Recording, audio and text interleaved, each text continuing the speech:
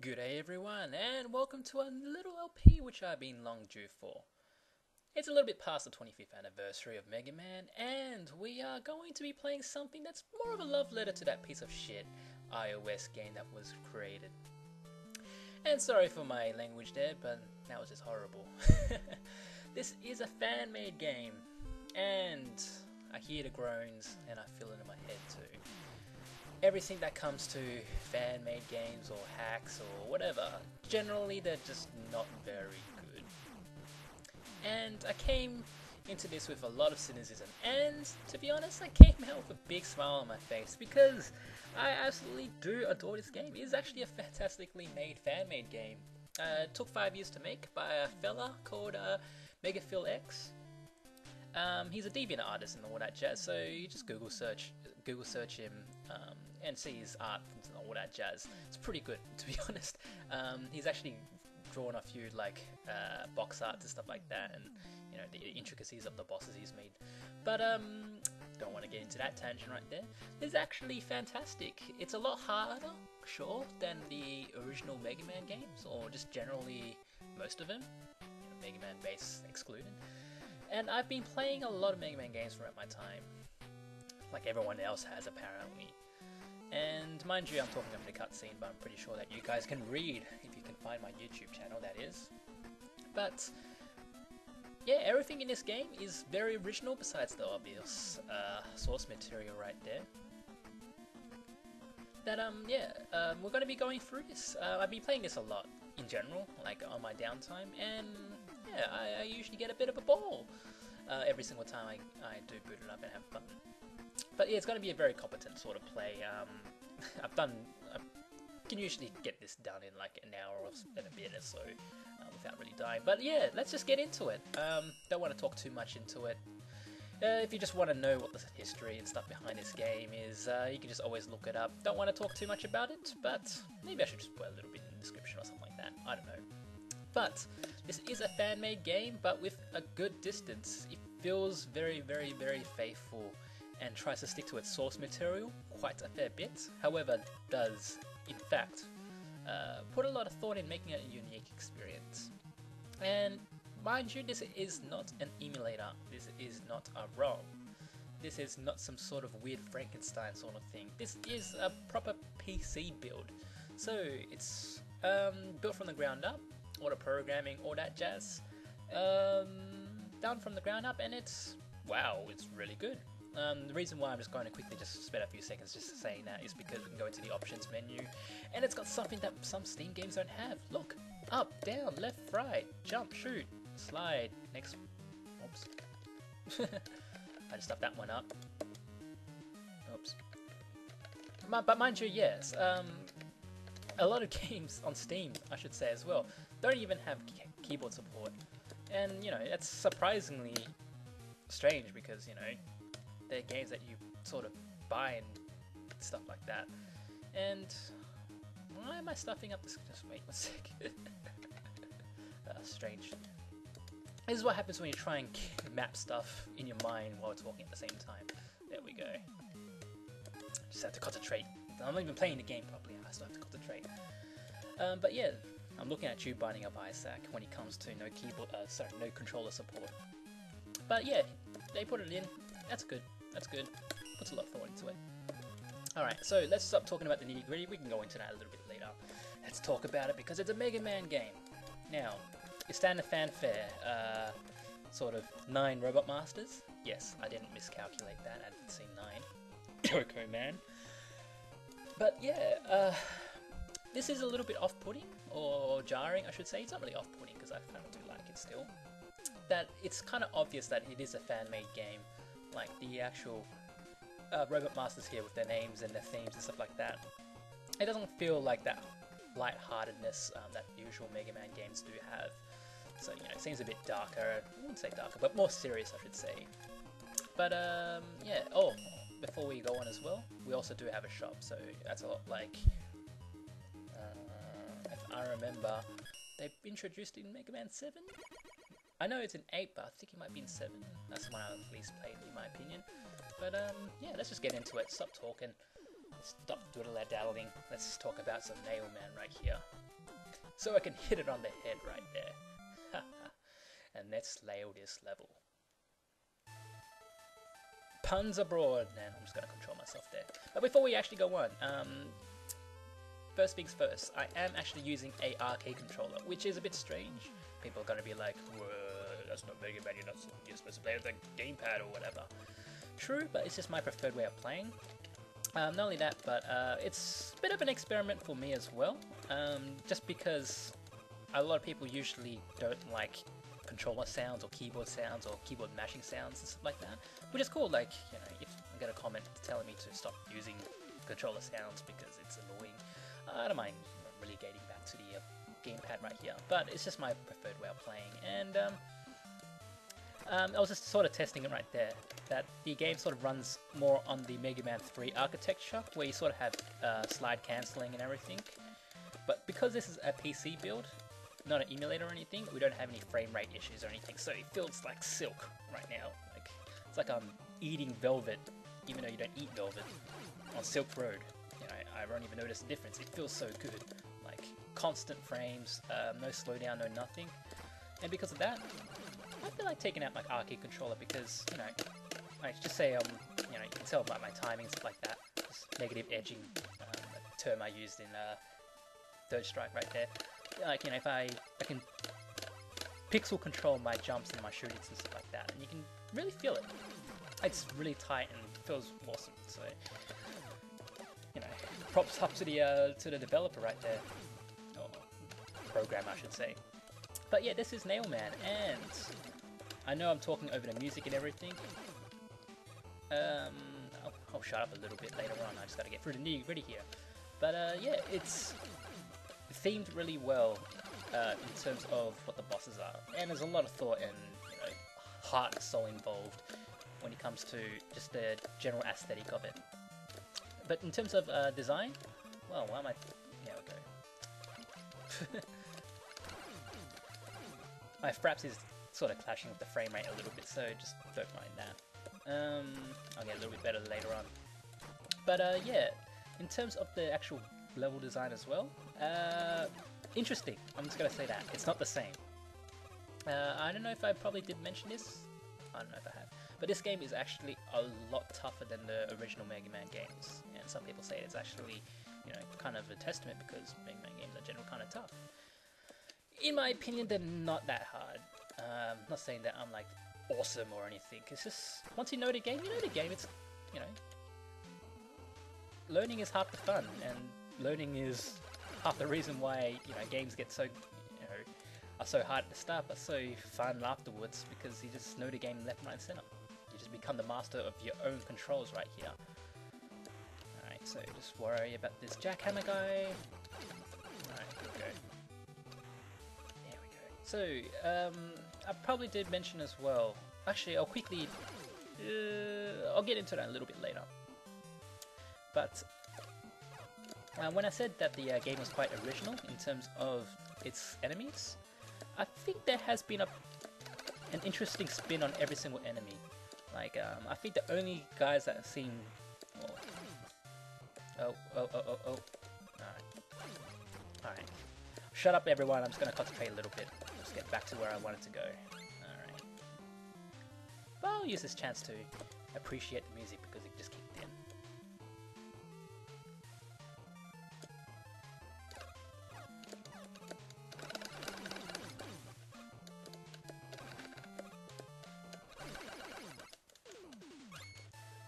Alright, so music is awesome, all original as well.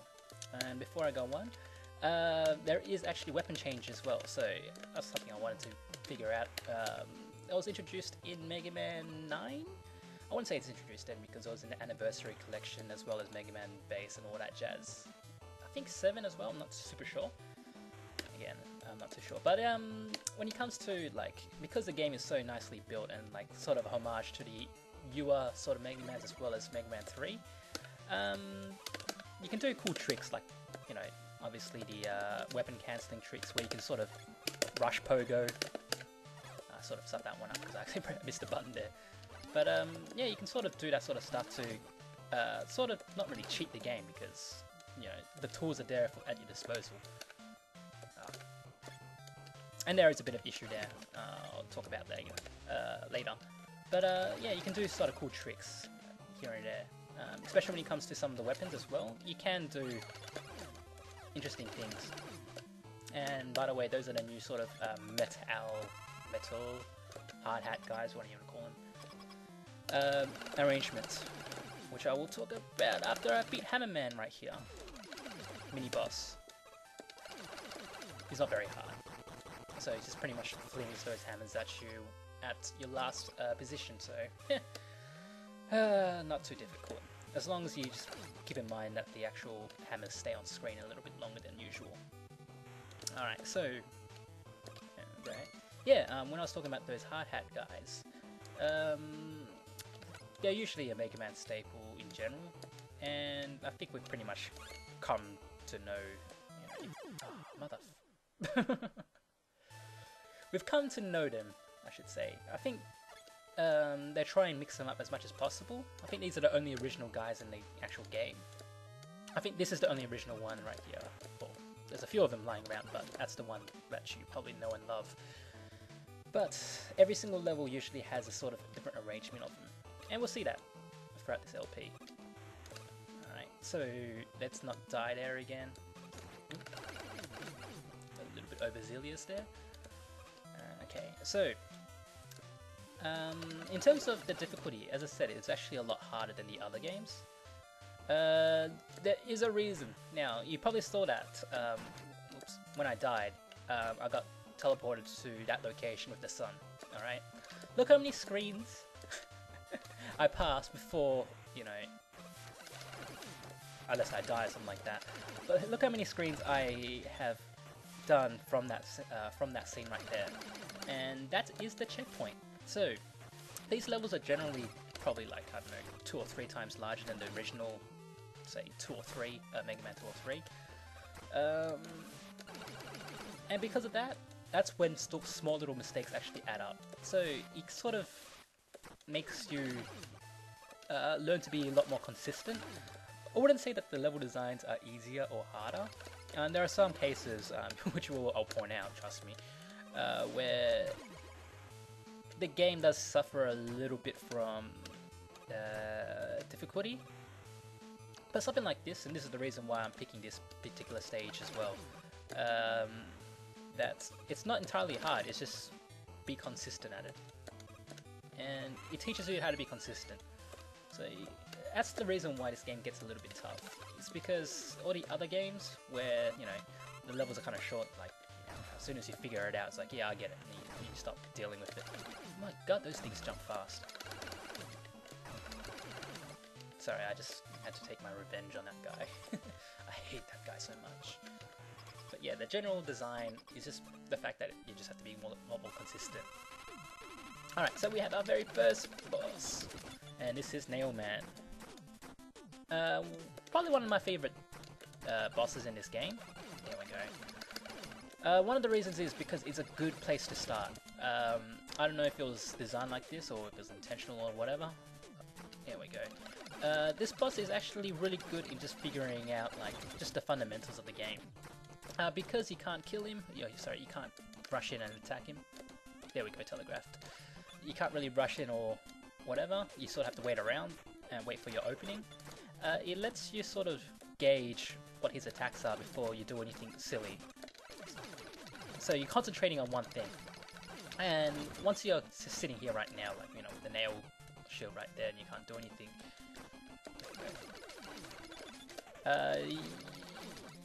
you're figuring out the patterns without anything else. And I kind of like that. Every sort of move that he does has a sort of like lazy chase algorithm. And yeah, you can say it's not too difficult. The only thing that I was going to kill him a little bit earlier. There we go. The only thing that's a little bit tough is the fact that his jumping is a little bit unpredictable. You can't really bait him into jumping in particular positions. And the only reason why this boss gets kind of hard is if he kind of puts you in a really bad position like that. But you know, obviously I can just kill him one shot.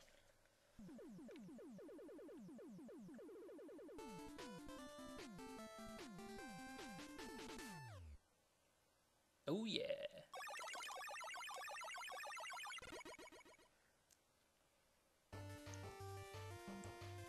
Mind you as well, the pixel art in this game is actually really good. Really, really good. A lot of character. And you have acquired the greatest weapon in the game and Rush Jet. So the reason why I picked that level first, if you're a veteran in this game, then yeah, you probably know. I wouldn't say it's the easiest level, but it's a level that teaches you the game most from the get-go. And yeah, we do pick up a lot of nails, but I'm not going to deal with that just yet. I'm going to save up for that particular 100 nail, sorry, 100 bolt, bloody nails, sort of item there, which we will get soon. Now, from Nailman you can go to Tankman, which I'll do in a little bit. But I just realized, by the way, some of these bosses, in terms of the actual design as well, compared to the original games, they seem to be a lot more pattern recognized, if that makes sense. Like, they tend to take, besides one particular boss right here, Yo-Yo Man, but the bosses seem to be very pattern recognizable. I don't know you can call them, but they tend to do their own sort of thing. There's not that much deviation from what they do depending on where you are and such like that, except for maybe the way they jump or the way they shoot, which is fine.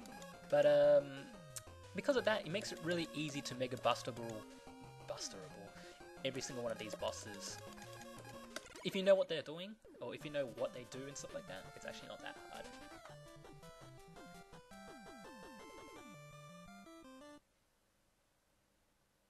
Interesting boss, to be honest. Alright, so now that we got the very first sort of thing out of the way, we can start talking about the level. Alright, so we have those assholes, and we do have mines, so keep an eye on that. And our metal deviation right there, these guys are sort of like tanks, but a lot easier. And these guys are complete assholes, so you have to be careful of them. I think they take 3 shots to kill. I need to double check that. Those head popping guys. There we go. Don't need that health. Alright. And you think, oh okay, so we had those yellow mines. What do these blue ones do? So they're like claymores, they jump in the air. And they tend to pop up a lot quicker than the other mine things. Yeah, free shit. Shots. Oof. Freudian slip there. Here we go. But yeah, those bomb things have area effect, which can get quite annoying. So you sort of have to time your jumps in a particular way. And not only that, but you sort of have to shoot them to actually make them pop up first. So you just gotta recognize what your timing is. And remember that these games are a lot more about timing than everything else. I probably mentioned before, or when I was doing that demonstration. But here's a little bit of a tip once I get to it. Alright. By the way, these familiar green guys, I know I call them green, but obviously yellow. Again, it's source material, but they're a little bit different. And that's good. Even if it's a palette change, it's fine. Alright, I'm just gonna quickly see if I can do this. That's not gonna work. It doesn't matter too much. So yeah, you can see that there's conveyor belts up there, introducing things a little bit, and I'm gonna hate them a lot later. But mini boss time. So what you gotta do? Just pay attention, you know. Don't rush, just keep an eye open. These things move slow enough that you can sort of figure out what you gotta do before you do it anyway. And we have 2 of them. Now, I'm gonna pause the game a little bit. You can take them out normally, that's fine, that's cool. If you wanna show your skill. If you wanna be a little lazy, just use this. They can't do anything. And they kill them really easy. But, if you're even lazier, like what I usually am, you can just do this. Fuck you! Just jump over everyone. Okay. Those guys are a little bit different because every single time they turn around, they tend to shoot. There we go. So yeah, you gotta use the mechanics of the conveyor belt on the roof. Alright, and you have to be careful of this wall because there have been many times which I've walked into it. It's kind of silly. And yeah, you gotta learn how to time your jumps. Now, whoops. This is quite daunting, like, you know, just make it really easy right there. Or you can just cheat. Whatever you do, do not use rush coil. I've done that so many times and you just fling yourself right into these spikes again. Ah, come on. There we go. So yeah, I was probably saying before that timing is everything in this game. One of the best tips, in my opinion, when it comes to playing these games, know how long or how many shots it takes to kill someone. Because once you get that down pat, it's kind of a silly thing to notice, but once you get that down pat, you start to time your jumps and shots a little bit better, and things are a lot easier because when you know how many shots you can do to destroy something, usually you can be able to concentrate on dodging things.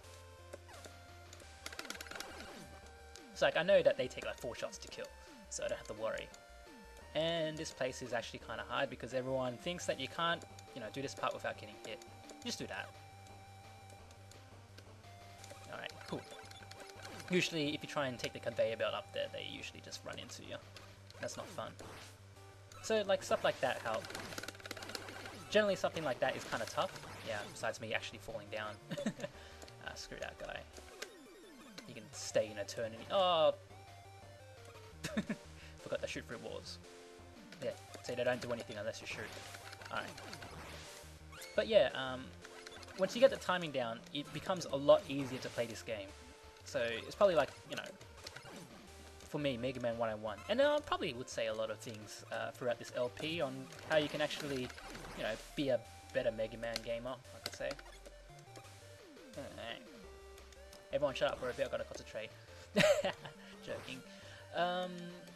Usually you would have to do a little bit of a gauntlet of tricks right there, but you know, you've got the tools. This is Mega Man. There's no fancy bullshit that you need to do. Just, I don't know, just be smart about it. The game was designed to be able to use your tools to your advantage, but if you want to make life harder for yourself, you can. I mean, I can drive my car with my face if I want to. It doesn't exactly make it a good idea. Alright, so we do have Tankman here, whom isn't too difficult. There's a particular timing that you gotta deal with, and stuff like that. Like, he sort of tries to fake you out. Mind you, I do have his weakness. I'm just like, yeah, I totally forgot about his timing in this. One more life, just so we can gauge it. I just figure it out on the side. Alright, I'm just gonna stop talking for a little bit and concentrate just so I can figure it out on the spot.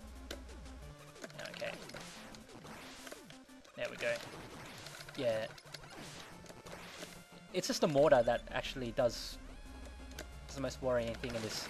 Oh, and he does that. So you just slide in, slide out. If I'm quick enough. Yeah, we go.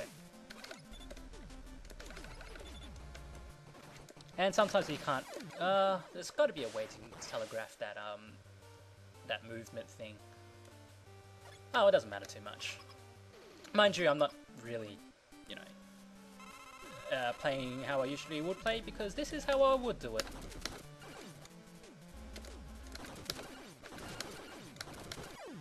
Easy. But if you want to know how to actually, you know, beat that guy, I haven't mega busted that guy in a while.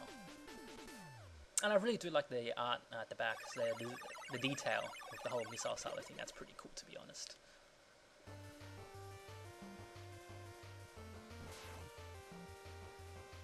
Shoot your arm cannon in the air just like you don't care. So we finally have some tank arsenal. Bit of a silly weapon, but it's kind of, it's fine. Hey, it's trying to be unique. Funny enough, all the weapons in this game is actually really useful. So, you know, a lot of props for designing the way everything is, and that's cool. Alright, so I reckon that should do it for a video. If you want, just give me some, if you want to let me know about the control and everything, if it's a little bit off-putting or anything, or you know, if you want some more, it's fine. But absolutely, thank you for your time and watching this, and I shall see you next time. Peace.